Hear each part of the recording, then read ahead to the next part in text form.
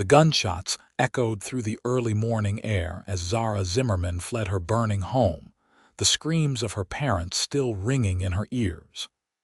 It was 1878 in the Arizona Territory, and the 17-year-old had just lost everything she had ever known. Clutching her father's hunting knife and a small sack of coins, she ran until her lungs burned, knowing that the men who had murdered her family would come looking for her next. Zara collapsed beside a creek miles from her homestead, her blonde hair falling in dirty tangles around her tear-streaked face.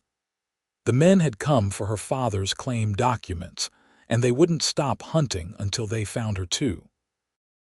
She stared at her reflection in the water, her blue eyes wide with terror. In that moment, she made a decision that would change the course of her life. 3 days later, a lean figure in oversized men's clothing walked into Prescott with cropped hair tucked under a worn hat.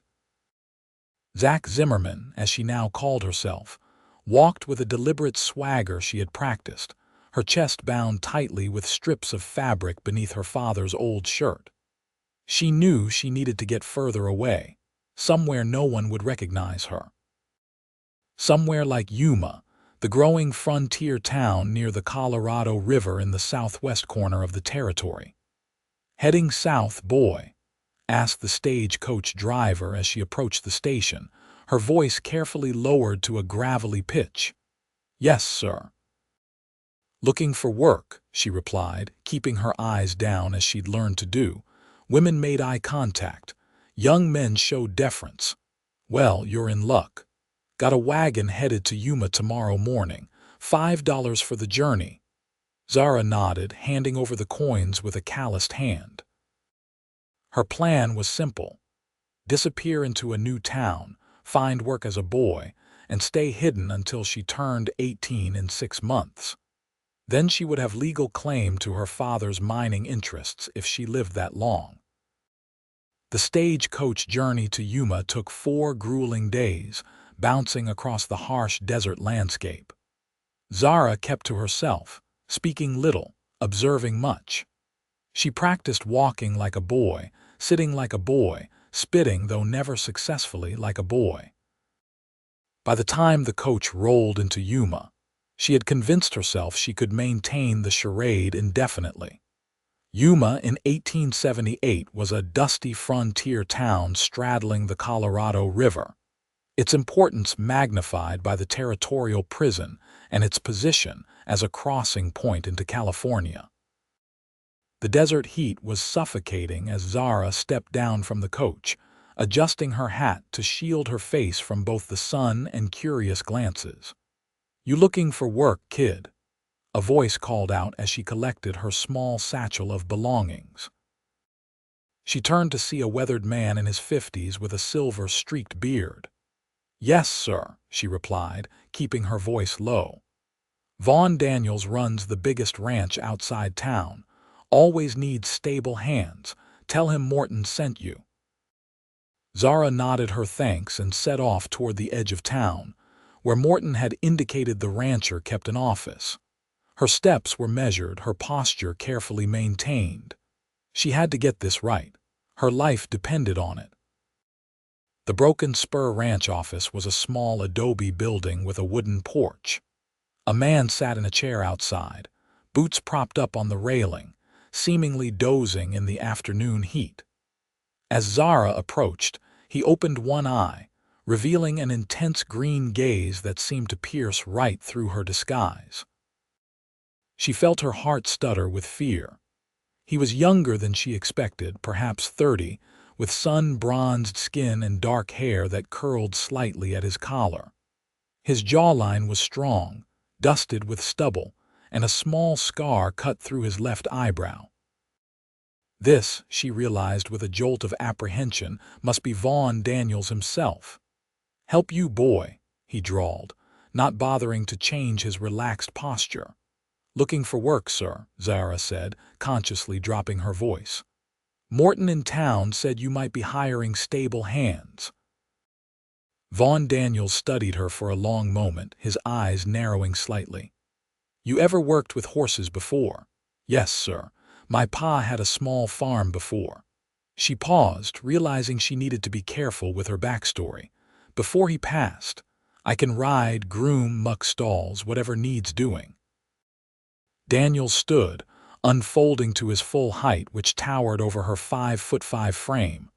What's your name, boy? Zack. Zack Zimmerman. Well, Zack Zimmerman, you look like you haven't eaten in days, he said, his voice softening slightly. Jeb, my foreman, will show you the bunkhouse. We'll give you a try. $5 a week plus room and board. You cause trouble, you're gone, understood? Yes, sir. Thank you, sir. Daniels called for Jeb, a barrel-chested man with a friendly face who led Zara to the bunkhouse where the ranch hand slept. Her stomach clenched with anxiety. She hadn't considered this complication, sharing quarters with men. Newest bunks in the corner, Jeb told her, pointing to a narrow cot. Get settled, then come to the barn. Might as well start earning your keep. Zara placed her small bag on the bed and took a deep breath. She could do this. She had to. The first weeks at the Broken Spur tested Zara's endurance and her disguise in equal measure. She woke before dawn, worked until dusk, and collapsed into exhaustion each night. She learned to bathe in the creek after dark, to bind her chest tighter when the bandages loosened with work, to spit, finally successfully, and curse and walk with the loose-limbed gait of a young man. The ranch hands accepted Zack as a quiet, hard-working boy, though she endured some good-natured teasing about her smooth face and slender build. When you gonna sprout some whiskers, Zack? Laughed Diego, one of the older hands, as they mucked out stalls one morning. Some of us just ain't as hairy as bears, she retorted, earning a round of chuckles. But it was the ranch owner who concerned her most. Vaughn Daniels had a way of watching her that made her wonder if he saw more than he let on. He was fair but demanding, expecting his ranch hands to earn every penny of their wages. Unlike some of the other men, he never raised his voice or used his fists to make a point. There was a quiet authority about him that commanded respect. One afternoon, about a month after her arrival, Zara was exercising one of the more spirited mares in the corral when Daniels approached. He leaned against the fence, watching her work with the horse. You've got a good hand with her, he called out. Most of the boys can't get Pepper to do anything but buck and run. Zara patted the mare's neck, pleased with the praise despite herself. She just needs to be asked, not told, she replied, forgetting for a moment to lower her voice. Daniels's eyebrow rose slightly, but he made no comment on her slip. Instead, he said, I'm heading out to check the north pasture fences tomorrow. Could use an extra pair of hands. You interested? Yes, sir, she replied, surprised by the request. The north pasture was a full day's ride from the ranch house. Good. We'll leave at first light. Pack for 2 days. As Daniels walked away, Zara felt a fluttering of panic. 2 days alone with the boss was not what she had planned. She had managed to keep her secret by being cautious, by keeping her distance. That would be impossible on the trail. The next morning, Zara was ready before dawn, her bedroll tied behind her saddle, her hat pulled low over her eyes. She had bound her chest extra tight, ignoring the discomfort, and rehearsed her deeper voice until it felt natural. Daniels joined her at the stables, leading a pack horse loaded with supplies. Ready, Zimmerman? Yes, sir, she replied, mounting her horse with practiced ease. They rode in companionable silence as the sun rose over the desert, painting the landscape in shades of gold and amber. Zara found herself stealing glances at her companion. In the month since she'd arrived, she had learned little about Vaughn Daniels beyond his reputation as a fair employer and successful rancher. The men respected him, but he kept mostly to himself, eating in his own quarters rather than with the hands, rarely joining in their evening card games or stories.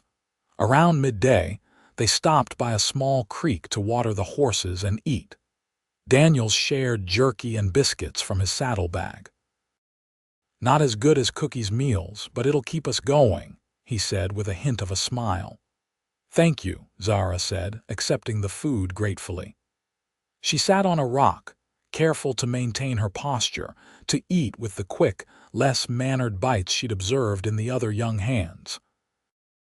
"You're not from around here," Daniels commented, his green eyes studying her face. "No, sir, came from up north. Family," Zara swallowed hard. "All gone now," Daniels nodded, not pressing for details. "Sorry to hear it. Man needs family." They continued their journey, checking and repairing fences along the property line. By late afternoon, dark clouds had gathered on the horizon, and the air felt heavy with the promise of rain. "Storm coming," Daniels observed, looking at the sky. "There's an old line shack about an hour from here.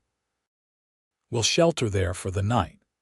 The line shack was a simple one-room structure with a stone fireplace and two narrow cots. Zara's anxiety returned full force as she helped Daniels stable the horses in the small lean-to attached to the cabin.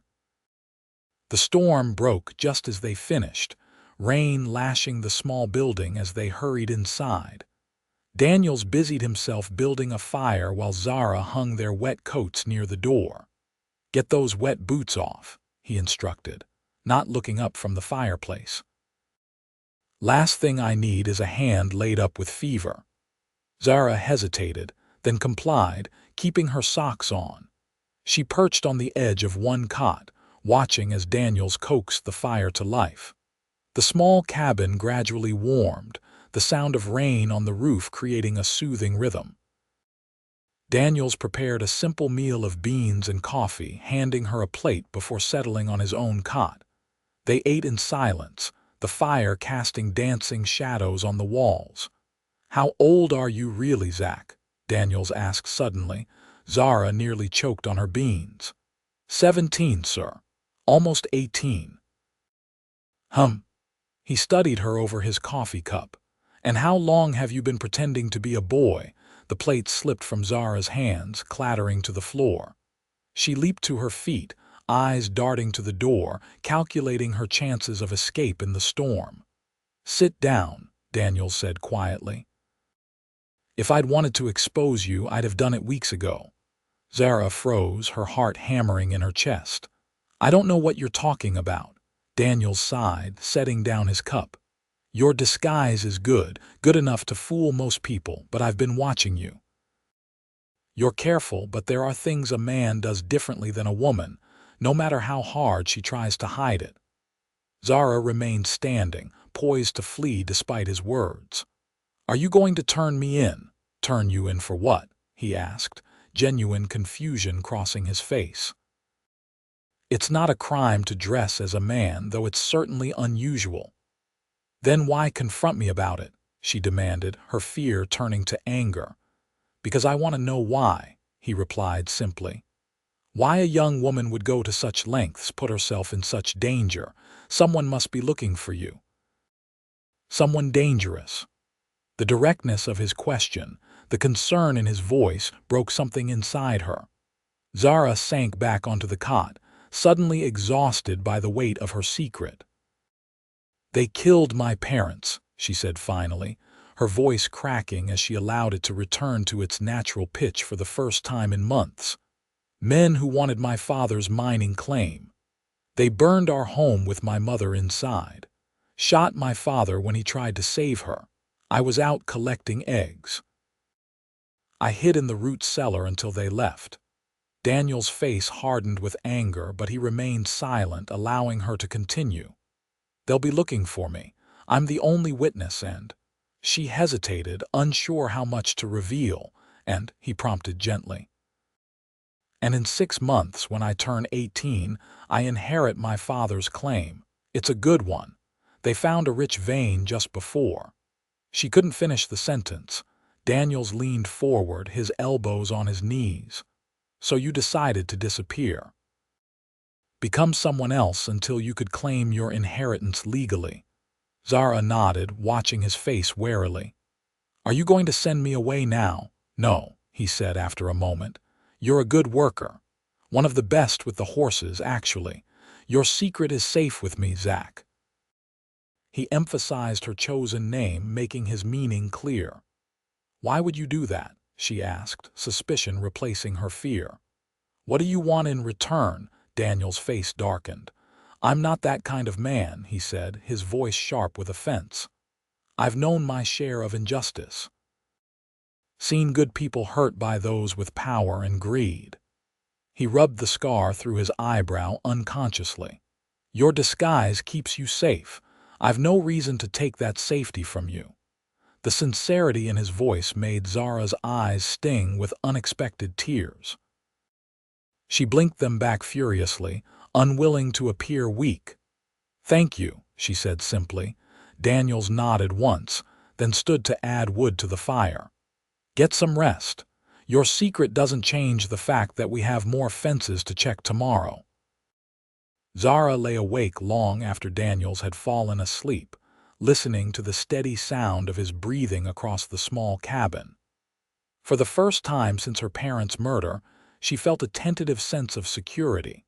Someone knew her secret and was choosing to protect it. The next morning brought clear skies and an unspoken agreement between them. Daniels treated her exactly as before, calling her Zack, assigning her tasks, maintaining the fiction of her identity. But something had shifted between them, a trust had formed, tenuous but real. As the weeks passed, Zara found herself assigned more frequently to tasks that brought her into Daniel's company, riding the boundaries, breaking new horses, accompanying him on trips to neighboring ranches. He never again mentioned her secret, but occasionally, when they were alone, he would ask questions about her life before, about her parents, allowing her brief moments to be herself. "My mother taught school before she married my father," she told him one evening as they made camp by a stream. "She taught me to read Shakespeare and cipher numbers, said a woman needed an education as much as a man, even on the frontier." "She sounds like a wise woman," Daniels replied, his eyes reflecting the campfire. "My mother was similar, believed in education. Sent me back east to school when I was 12, though I hated every minute away from the open country." These small exchanges, these glimpses into each other's lives, created a bond between them that Zara hadn't anticipated. She found herself looking forward to their time alone, to the rare moments when she could speak in her natural voice, when she could almost forget the constant vigilance her disguise required. But as autumn approached, bringing with it her 18th birthday, Zara grew increasingly anxious. Soon she would need to reveal herself, to travel to the county seat and claim her inheritance. The thought filled her with dread, not just because of the danger, but because it would mean leaving the broken spur, leaving Vaughn. Her feelings for him had crept up on her, unwelcome and undeniable. She told herself it was merely gratitude for his protection, respect for his fairness. But in the quiet moments before sleep, she acknowledged the truth. She had fallen in love with Vaughn Daniels, a love that could never be realized as long as she maintained her disguise. One evening in late September, Daniels found her in the stable, brushing down Pepper after a long ride. "My office when you're finished," he said, his expression unreadable. Zara's stomach knotted with anxiety as she completed her tasks and made her way to the adobe building where they had first met. She knocked tentatively on the door. "Come in," Daniels called. He was seated behind his desk, a map spread out before him. He gestured for her to close the door. "Your birthday is next week," he said without preamble. Zara blinked in surprise. She hadn't told him the exact date. Reading her expression, he explained, "You mentioned it was early October when we talked about the inheritance." "Yes," she confirmed. "October 7th. "You'll need to go to Phoenix to file your claim," he said, tapping the map. "It's not safe for you to go alone." I've been thinking about that, she admitted. I could hire a lawyer to represent me. Daniels shook his head. You'll need to appear in person, sign the documents, prove your identity. He leaned back in his chair, studying her. I have business in Phoenix. We'll go together. But as Zack, my ranch hand, he clarified, until the paperwork is filed. Then we can arrange for Zara Zimmerman to mysteriously appear and claim her inheritance. The way he said her real name sent an unexpected shiver through her. It had been so long since anyone had called her Zara. Why are you helping me like this? She asked, the question that had lingered in her mind for months. Daniels was quiet for a moment, his green eyes intent on her face. Because it's the right thing to do, he said finally. And because he stopped, shaking his head slightly. Because no one should lose their family and their future to men with greed in their hearts. There was something he wasn't saying, Zara was certain of it, but she didn't press. His help was more than she could have hoped for. Thank you, she said simply. When do we leave? 3 days' time. Pack light, but bring anything that might help establish your identity. As Zara turned to leave, Daniels added, and Zack, be extra careful these next few days. Keep your head down, stay close to the ranch house. His concern warmed her, even as it heightened her sense of impending danger. The journey to Phoenix was tense, Zara constantly watching for signs of pursuit or recognition. They traveled with 2 other ranch hands for the first day, then separated as Daniels and Zack continued to the territorial capital while the others headed to purchase new breeding stock. Phoenix in 1878 was growing rapidly, but still maintained the raw edge of a frontier town. They took rooms at a modest hotel, Zara careful to maintain her disguise even in the privacy of her own quarters. The next morning, they made their way to the territorial land office. Wait outside, Daniels instructed as they approached the building. I'll speak to the clerk first, get a sense of what documentation they require. Zara nodded, leaning against a hitching post, hat pulled low over her eyes. Her heart raced with anticipation and fear. After so many months of hiding, of being Zack, the prospect of reclaiming her identity even briefly felt both liberating and terrifying. Daniels returned after a few minutes, his expression grim. We have a problem, he said quietly, guiding her away from the building. There's already been a claim filed on your father's mine. A man named Blackwood presented documents showing he purchased it from your father shortly before his death. That's a lie, Zara hissed, anger flooding her veins. My father would never sell, and Blackwood, that must be him. The one who led the attack. Keep your voice down, Daniels warned, steering her toward a quiet alley. The clerk says the sale appears legitimate. Your father's signature is on the deed. Forged, Zara insisted. It has to be. I believe you, Daniels assured her, but we need proof. And we need to be careful. If Blackwood is behind your parents' murder, he won't hesitate to silence you permanently. As if summoned by their conversation, a large man emerged from the land office. Zara instinctively shrank back against the building, recognition striking her like a physical blow. That's him, she whispered, her voice barely audible. The tall one with the beard. He's the one who shot my father. Daniels placed a protective hand on her shoulder, keeping her hidden in the shadows of the alley. Conrad Blackwood, he muttered. Should have known. He's been buying up claims all over the territory, by fair means or foul. You know him, by reputation. He tried to purchase part of my land last year. When I refused, I had a mysterious fire start in my south pasture. Daniel's jaw tightened. Nothing I could prove, but I've been watching him since. They observed as Blackwood mounted an expensive horse and rode away, flanked by 2 hard-faced men.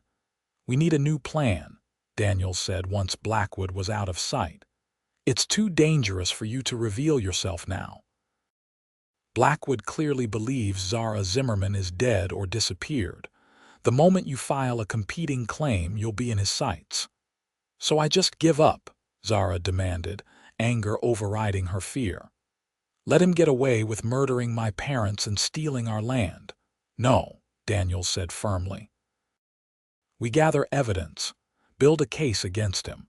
There must be witnesses, documentation that can prove the sale was fraudulent and link him to your parents' deaths. How? The only witness is me, and my word against his won't be enough. Daniels was quiet for a moment, thinking. There might be another way. Come on, we need to speak to an old friend of mine. He led her to a small law office several streets away. The sign on the door read, Abraham Hayes, attorney at law.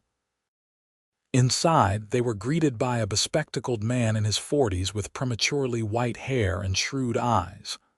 Vaughn Daniels, he said warmly, shaking Daniels' hand. It's been too long. What brings you to Phoenix? Need your help, Abe, Daniels replied, closing the office door behind them. It's a delicate matter.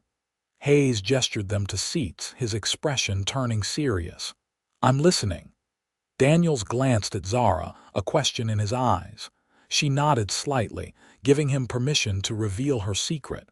What I'm about to tell you goes no further than this room, Daniels began. He proceeded to explain Zara's situation, her disguise, her parents' murder, and Blackwood's fraudulent claim. Hayes listened without interruption, occasionally making notes. This is a dangerous game you're playing, Miss Zimmerman, he said when Daniels finished. Blackwood is powerful, with connections throughout the territory. I know the risks, Zara replied, speaking in her natural voice for the first time in Hayes' presence. But I can't let him get away with murder. Hayes removed his spectacles, cleaning them thoughtfully. I may be able to help. There have been rumors about Blackwood's business practices for years, but no one willing to testify against him. If we can gather enough evidence not just about your parents, but his other dealings, we might be able to bring a case before the territorial court. How long will that take? Zara asked. Months, possibly longer, Hayes admitted. These things move slowly, especially when influential men are involved. Zara's shoulders slumped with disappointment. She had hoped for a quicker resolution. In the meantime, Hayes continued, I suggest you maintain your current arrangement. He gestured to her disguise. The moment Blackwood realizes Zara Zimmerman is alive, your life will be in danger. She can continue working at my ranch, Daniels said firmly. No one there will question it. Good, Hayes nodded. I'll begin investigating discreetly. There may be others who have suffered at Blackwood's hands, people who could corroborate your story if promised protection. As they left the law office, Zara felt a mixture of frustration and relief. Her parents' murderer would not face justice immediately, but at least a plan was in motion. I'm sorry it wasn't the outcome you hoped for, Daniels said as they walked back to their hotel. It's not your fault, Zara replied, careful to maintain her masculine gait and posture on the busy street. You've done more to help me than anyone else would have. That night, as they ate dinner in a private dining room, Zara asked the question that had been nagging at her. Why are you really helping me, Vaughn? And don't say it's just because it's the right thing to do. There's more to it than that. Daniels set down his fork, his green eyes meeting hers across the table. My sister, he said after a long pause. She was like you, independent, strong-willed. When our parents died, she inherited half the ranch. A neighboring rancher wanted our water rights. When she refused to sell, his voice tightened. They found her body in the creek. The local sheriff called it an accident, but I knew better. Zara reached across the table, briefly touching his hand. I'm so sorry. The man responsible is still free, Daniels continued. Like Blackwood, he had money, influence. I couldn't prove what he'd done. His jaw clenched. I won't let that happen again, not when I can prevent it. The raw pain in his voice touched something deep inside Zara. Without thinking, she squeezed his hand. "We'll get justice for both of them," she promised. Daniels looked down at their joined hands, then back at her face. Something shifted in his expression, a softening around his eyes. For a breathless moment, Zara thought he might say more, might acknowledge the unspoken connection between them. Instead, he gently withdrew his hand. "We should get some rest," he said, his voice carefully neutral. "Long ride back to Yuma tomorrow." The return journey to the broken spur was subdued, both of them preoccupied with their thoughts. Zara found herself watching Daniels more closely, seeing him with new understanding. His protection of her secret, his determination to help her, it wasn't just kindness, but a chance to right a wrong he hadn't been able to correct in his own life. At the ranch, life returned to its familiar rhythm. Zara resumed her duties as Zack, though Daniels now assigned her tasks that kept her closer to the ranch house and away from strangers. The other hands noticed the preferential treatment, but attributed it to Zack's skill with horses rather than any special relationship with the boss. As weeks passed, Zara found moments alone with Daniels increasingly precious. Only then could she speak freely, be herself without the constant vigilance her disguise required.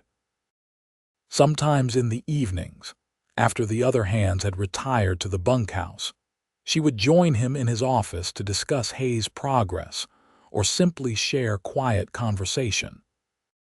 On one such evening in early December, snow falling gently outside the window, Daniels poured them each a small measure of whiskey. "Hayes sent a letter," he said, handing her the folded paper. "He's found 2 former business associates of Blackwood's willing to testify about forged documents." Zara scanned the letter eagerly. "That's good news, isn't it?" "It's a start," Daniels agreed cautiously. "But we need more. Specifically, evidence connecting Blackwood to your parents' murder." "I'm the only witness," Zara reminded him, taking a small sip of whiskey and trying not to grimace at the burning sensation. "And my word alone isn't enough. Hayes suggests we might find evidence at your family's homestead," Daniels said hesitantly. "Something Blackwood might have left behind or overlooked." Zara stiffened, the glass freezing halfway to her lips. "Go back, I can't." "You wouldn't have to," Daniels assured her quickly. "I could go. You could provide a map, tell me what to look for." The thought of returning to the scene of her parents' murder, even by proxy, made Zara's stomach churn. But if there was a chance of finding evidence— "I'll draw you a map," she said finally. "The claim documents would have been in my father's study." A metal box under a loose floorboard beneath his desk. "I'll leave at first light," Daniels said, relief evident in his voice. "The journey should take about a week round trip." "A week," Zara repeated, suddenly anxious at the thought of his absence. In the months she had been at the broken spur, Daniels had become her only confidant, her protector, her friend. More than a friend if she was honest with herself. "Jeb will watch over the ranch," Daniels continued, misreading her concern. "And you." "I'm not worried about myself," she said softly. "But if Blackwood has men watching the homestead—" "I'll be careful," he promised. "This isn't my first dangerous undertaking." The scar through his eyebrow seemed to emphasize his words, a permanent reminder of past confrontations. "Vaughn," she said, using his first name as she rarely did. "Why risk yourself for me? You've already done more than you know why," he interrupted, his green eyes intent on her face. "For your sister?" she asked, though something in his expression told her there was more. Daniels set down his glass and moved closer until he was standing directly before her chair. "That's part of it," he admitted, "but not all." He reached out hesitantly and touched her cheek the first time he had allowed himself such contact. Zara's breath caught in her throat. "I care for you, Zara," he said, her real name on his lips sending a shiver through her. More than I should, given the circumstances. Before she could respond, he withdrew his hand and stepped back. I shouldn't have said that. You're vulnerable, dependent on my protection. It's not right for me to. I care for you too, Zara interrupted, rising from her chair to stand before him. It has nothing to do with gratitude or dependency. I've had months to know you, Vaughn Daniels. Your kindness, your sense of justice, your strength. She took a deep breath. I love you. The admission hung in the air between them, irretrievable. For a moment, Daniels seemed frozen, his expression unreadable. Then, with deliberate slowness, he closed the distance between them. His kiss was gentle at first, questioning, giving her every opportunity to pull away. But Zara leaned into him, her hands finding his shoulders, her body fitting against his as if designed for that purpose. The kiss deepened, months of unspoken longing finally finding expression. When they broke apart, Daniels rested his forehead against hers. When this is over, he promised, when you're safe and your parents' murderer is brought to justice, we'll start fresh. No more disguises, no more secrets. What if it takes years? Zara whispered, the reality of their situation reasserting itself. Then we'll wait years, he replied simply. But I believe Hayes will find the evidence we need. And when he does, I'll be by your side every step of the way. The next morning, Daniels departed for her family's homestead, leaving Zara to maintain her disguise and her usual duties. The week of his absence stretched endlessly, each day bringing fresh worries. Had he arrived safely? Had he found the documents? Was he on his way back, or had Blackwood's men found him? On the 8th day, when he was already overdue, Zara was exercising horses in the corral when Diego called to her from the fence. "Rider coming," he said, pointing toward the horizon. "Looks like the boss." Zara shaded her eyes, her heart leaping at the sight of the familiar figure on horseback. But as Daniels drew closer, she could see he was slumped forward in the saddle, his shirt dark with what could only be blood. "Get help," she shouted to Diego, already running toward the approaching rider. Daniels nearly fell from his horse as she reached him, his face gray with pain. A bullet wound in his left shoulder had been crudely bandaged, the fabric soaked through. "Ambushed," he gasped as Zara helped him down. "Two of Blackwood's men. I got away, but they'll be coming." "We need to get you to a doctor," Zara insisted, supporting his weight as they moved toward the house. "No time," Daniels shook his head. "Blackwood knows about you, about us. One of his men recognized me at your homestead." Fear clutched at Zara's heart. "How?" "Must have been watching the place," Daniels grimaced as they reached the porch steps. "But I found it, Zara. Your father's box.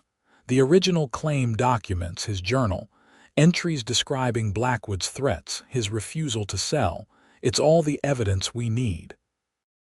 Relief flooded through her, immediately tempered by the gravity of their situation. "Where is it now?" "Saddlebag," Daniels managed before his knees buckled. Jeb and Diego had reached them by then, helping to carry Daniels into the house and onto his bed. Zara retrieved the metal box from his saddlebag, while Jeb sent one of the younger hands for the doctor in Yuma. "Boss got himself shot," Diego observed unnecessarily as they waited for the doctor. "What kind of trouble has he gotten into?" "The kind that's coming our way," Zara replied grimly, glancing out the window at the road to town. "Diego, gather the men. We need to prepare for visitors." "What kind of visitors?" Jeb asked, emerging from Daniel's bedroom. "The unwelcome kind," Zara said, making a swift decision. "Men who shot Mr. Daniels and will be looking to finish the job, and looking for me." "You?" Diego's eyebrows rose in confusion. "What would they want with a stable boy?" Zara took a deep breath, knowing the time for secrets had passed. Their lives might depend on the ranch hands understanding the full situation. I'm not who you think I am, she said, removing her hat and running a hand through her cropped hair. My name is Zara Zimmerman. Those men murdered my parents and stole my family's mining claim. Mr. Daniels has been helping me gather evidence against them. Diego and Jeb stared at her in stunned silence. Then Diego burst out laughing. Good one, Zack. Next you'll be saying you're actually a woman, Zara finished for him, allowing her voice to rise to its natural pitch. Yes, that's exactly what I'm saying. The laughter died in Diego's throat as he looked more closely at her face, seeing it with new awareness. Matter de Dios, he muttered. You've been a woman this whole time. Boss knew, Jeb asked, his practical nature asserting itself past the shock. Yes, Zara confirmed. He discovered my secret months ago but kept it to protect me. She looked toward the bedroom door. And now he's been shot because of me.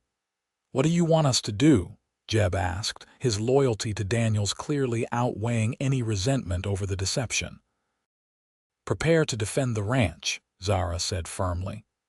Blackwood won't just send 1 or 2 men this time. He'll want to eliminate all witnesses, retrieve the evidence Mr. Daniels took. Diego nodded, already moving toward the door. I'll get the boys ready. How many men should we expect? I don't know, Zara admitted, but they'll come heavily armed. As Diego left to gather the ranch hands, Jeb studied her thoughtfully. You really love him, don't you, the boss? Zara met his gaze steadily. Yes, and I won't let anyone hurt him further. Then you'd better change into something more fitting, Jeb suggested, surprising her. Can't properly defend a ranch in those baggy clothes. Boss's sister left some things in the trunk in the spare room when she died. Might fit you well enough. Zara blinked back unexpected tears at this simple acceptance. Thank you, Jeb. The doctor arrived an hour later, extracting the bullet from Daniel's shoulder and pronouncing him lucky the wound was painful but not life-threatening, provided infection didn't set in. Daniels drifted in and out of consciousness, the doctor's laudanum keeping him mostly unaware of the preparations taking place around the ranch. Dressed in a simple skirt and blouse that had belonged to Daniel's sister, her hair brushed out as much as its short length would allow, Zara felt strangely vulnerable yet liberated. After nearly 6 months of binding her chest, lowering her voice, and monitoring her every movement, the freedom to simply be herself was intoxicating. The ranch hands, after their initial shock and a few awkward apologies for past crude remarks, rallied around her with surprising loyalty. They positioned themselves strategically around the ranch house and barn, rifles loaded, watching the road for approaching riders. As night fell, Zara sat by Daniel's bedside, holding his hand as he stirred restlessly in his fever dreams. The metal box containing her father's documents sat on the table beside her, its contents the key to her future and to justice for her parents carefully examined and replaced. Zara, Daniels murmured, his eyes opening slightly. You're not wearing your disguise. No, she confirmed softly. The secret's out. The men know everything. He tried to sit up, alarm clearing some of the fog from his gaze. Blackwood, we're prepared, she assured him, gently pressing him back against the pillows. The ranch is well defended. Now rest. You need to regain your strength. The documents. Safe, she promised. I've read through my father's journal. He documented everything Blackwood's threats, his attempts to force the sale. It's exactly what we need. Daniels relaxed slightly, his hand tightening around hers. I'm sorry I couldn't protect you better. You've done more than enough, Zara said, bending to press a kiss to his forehead. Now it's my turn to protect you. He smiled faintly at that, his eyes drifting closed again as the laudanum pulled him back toward sleep. Love you, he murmured, the words slurring slightly. I love you too, Zara whispered, holding his hand until his breathing evened out in sleep. The attack came just before dawn, when darkness still cloaked the land, but the first hint of light had appeared on the eastern horizon. Diego's warning shout roused Zara from her light doze at Daniel's bedside. "Riders, at least a dozen." She hurried to the window, peering out at the approaching horsemen. Even in the dim light, she could make out the burly figure of Conrad Blackwood at their lead. "They're here," she told the barely conscious Daniels, reaching for the rifle Jeb had left for her. "Stay put. We'll handle this." On the porch, she found Jeb and several of the hands taking cover behind barrels and posts, rifles trained on the approaching men. "Hold your fire until I give the word," Jeb instructed as she joined them. "Let's see what they want first." "We know what they want," Zara replied grimly, checking that her father's hunting knife was secure at her belt. "Me and the documents." The riders pulled up about 50 yards from the house, spreading out in a semicircle. Blackwood urged his horse forward a few paces. "Daniels," he shouted, "send out the Zimmerman girl and the papers you stole, and we'll leave peacefully." "Mr. Daniels is indisposed," Zara called back, stepping into view at the edge of the porch. "On account of being shot by your men." Blackwood's eyes narrowed as he studied her. "So it's true. The daughter survived." He spat to one side. "Should have made sure of you back at the homestead." "Yes, you should have," Zara agreed, her voice steady despite her racing heart. "But you didn't. And now I have my father's journal documenting your threats, the original claim papers proving the deed you filed is a forgery, and a dozen witnesses to your attempt to murder Vaughn Daniels." "It's over, Blackwood." "Nothing's over till I say it is," Blackwood snarled. "I've got 12 men here, girl. How many shots do you think you can fire before we reach you?" "Enough," came a new voice, and Zara turned to see Daniels leaning heavily in the doorway, his rifle cradled in his good arm. "And we're not alone." As if on cue, the sheriff of Yuma and 4 deputies emerged from the barn, rifles raised. They had arrived late the previous night, summoned by the doctor upon his return to town. "Conrad Blackwood," the sheriff called out, "you and your men drop your weapons. You're wanted for questioning in the murder of Edward and Margaret Zimmerman and the attempted murder of Vaughn Daniels." For a moment, it seemed Blackwood might order his men to attack anyway. His face contorted with rage as he looked from the sheriff to Zara to Daniels. "This isn't over," he growled. "You have no proof that will stand up in court. It's your word against mine, and I own half the judges in the territory." "Not this time," Daniels said, moving to stand beside Zara despite his obvious pain. "We have sworn statements from your former associates detailing your history of forging documents. We have Edward Zimmerman's journal describing your threats. And now, we have witnesses to your admission of involvement in the Zimmerman's deaths and my shooting."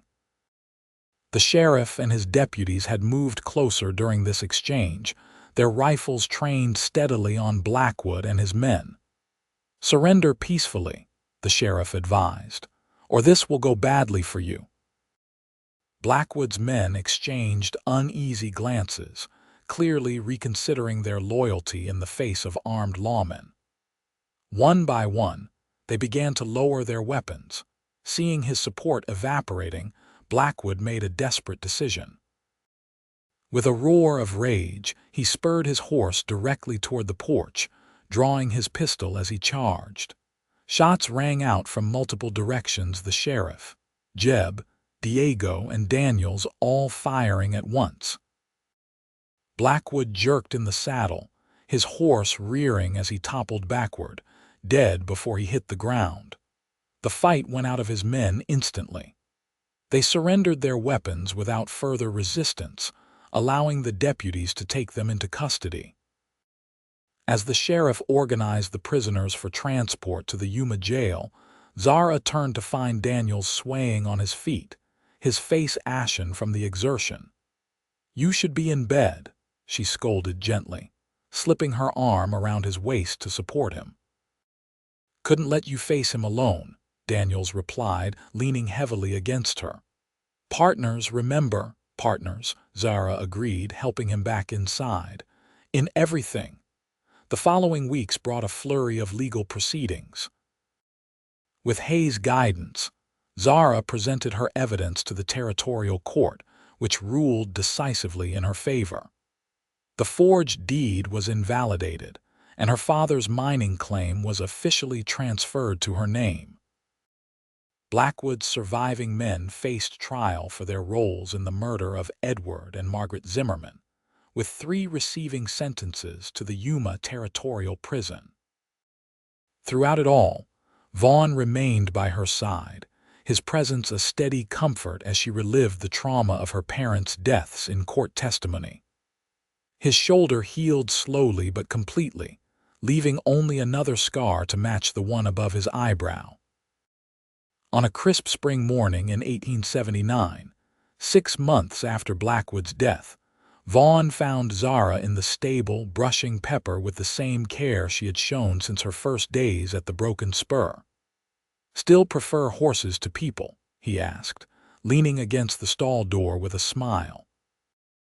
"Horses don't lie or steal or murder," she replied, though her tone was lighter than it once would have been.